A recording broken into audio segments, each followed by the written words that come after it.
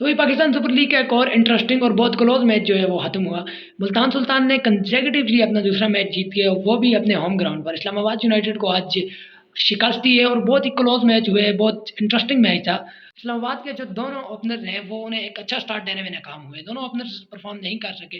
तो टी20 क्रिकेट में यही होता है कि जब आप का स्टार्ट अच्छा नहीं होता तो आप जो है बहुत गेम में पीछे चले जाते हैं, और बहुत कम टाइम होता है आपको कम बैक करने के लिए। तो उसी कम टाइम में आपने कम बैक भी करना होता है, अच्छा टोटल भी देना होता है। तो इस्लामाबाद यूनाइटेड इस चीज़ में नाकाम हुई, लेकिन उसके बाद जो थर्ड विकेट में पार्टनरशिप हुई आगा सलमान की और कॉक्स की, तो एक अच्छी पार्टनरशिप बिल्ड कर ली थी। वो मैच में आ गए थे, लेकिन जब टाइम आया कि हिट करने का और बड़ा स्कोर करने का और एक अच्छे टारगेट अचीव करने का, तो उसी वक्त जो है इस्लामाबाद यूनाइटेड की फिर एक और विकेट गिर गई। तो उस विकेट गिरने में फिर वो इस्लामाबाद यूनाइटेड पीछे चली गई।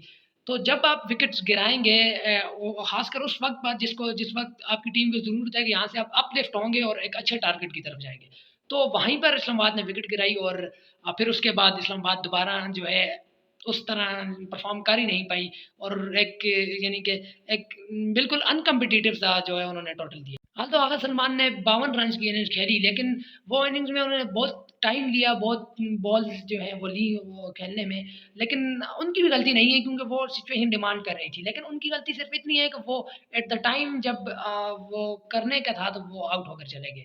तो वहाँ पर मुझे लगता है विकेट नहीं देनी चाहिए थी, और अगर वो वहाँ पर खड़े रहते तो वो एक अच्छा टोटल 160 तक चले जाते और इस्लामाबाद इस गेम को जीत सकती। लेकिन मुल्तान सुल्तान्स के बॉलर्स ने जिस तरह बॉलिंग की है at the start to end, बेहतरीन बॉलिंग थी। बीच में जब स्टार्ट में 2 विकेट्स ली अर्ली ऑन, तो बीच में जब विकेट्स नहीं मिली पार्टनरशिप बिल्ड हो गई, लेकिन फिर भी रन्स नहीं दिए उन्होंने। एट द एंड जब आप फिनिश अच्छा करते हैं तो रिजल्ट आपके हाथ में थे। तो यही इस्लामाबाद यूनाइटेड के बॉलर्स ने की, बेहतरीन बॉलिंग की। टीम पर देखने को मिला, किसी एक बॉलर ने बॉलिंग नहीं की, बल्कि उनके जो स्पिनर्स और फास्ट डिपार्टमेंट दोनों ने बेहतरीन परफॉर्म किया। तो at the end of the day फिर आप जिस तरह फिनिश करते हैं तो आपके हाथ में रिजल्ट अच्छा आता है। अगर मुल्तान की बैटिंग पर देखें तो मुल्तान के बैटर्स ने स्टार्ट में जो है अच्छी पार्टनरशिप बिल्ड की। आल्दो के पहली विकेट जल्दी गिर गई थी, लेकिन उसके बाद दूसरी विकेट पर रिजवान और हैंड्रिक्स के दरमियान जो अच्छी पार्टनरशिप जो है बिल्ड हो गई थी। लेकिन जो इस्लामाबाद यूनाइटेड के बॉलर हैं उन्होंने अच्छा कम किया उसके बाद, स्पेशली स्पिनर्स शादाब खान और इमाद वसीम ने वहाँ पर उनको विकेट्स लेकर दी, और रन भी जो है वो इकोनॉमिकली ओवर्स निकालते रहे। तो उन्होंने फिर कम किया, तो मैच जो है फिर टफ सिचुएशन में आ गया। तो फिर मैच का थोड़ा सा जो है मज़ा वापस आ रहा था।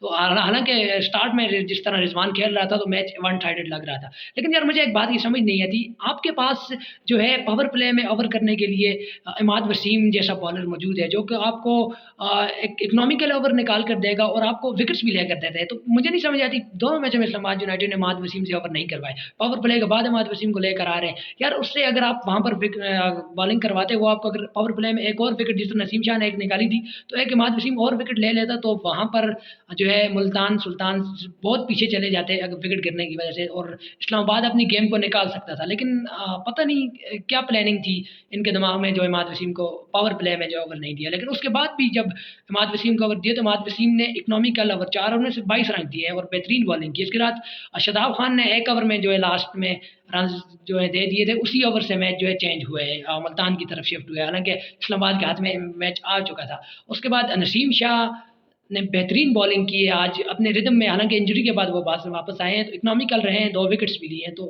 नसीम शाह को जो है ये बात पाकिस्तान के लिए अच्छी है कि यार नसीम शाह जो है फॉर्म में वापस आ रहे हैं। फिर आखिर में जो इस्लामाबाद के बॉलर्स हैं वो अच्छा नहीं कर पाए, क्योंकि विकेट्स की ज़रूरत थी वहाँ पर, लेकिन वो विकेट नहीं ले पाए।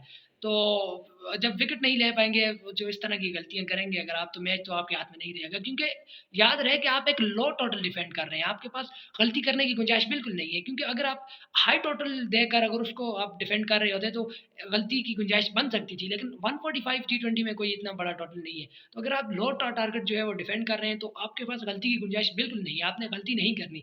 तो यही इस्लामाबाद से हुआ कि एट द एंड जब विकेट की ज़रूरत थी तो उन्हें विकेट नहीं मिली, और मुल्तान सुल्तान ने कंफर्टेबली ये जो मैच है जो अपने नाम कर लिया। बहरहाल द गुड थिंग इज़ कि यार इंटरेस्टिंग मैच था, यानी कि जिस तरह पहली बैटिंग हुई मुझे लगा यार मैच वन साइड हो जाएगा, लेकिन इस्लामाबाद यूनाइटेड के जो बॉलर्स हैं उन्होंने बिल्कुल हाथ पांव फुलाए नहीं, बल्कि अच्छी बॉलिंग की और मैच को इंटरेस्टिंग बनाया है किसी काफ़ी हद तक। आखिर में तो बिल्कुल जब 15-16 ओवर हो गए थे तो इस्लामाबाद की पोजीशन बहुत स्ट्रांग नज़र आ रही थी मुल्तान से, लेकिन उस तरह वो फिनिश नहीं कर पाए। बहरहाल it was amazing to watch.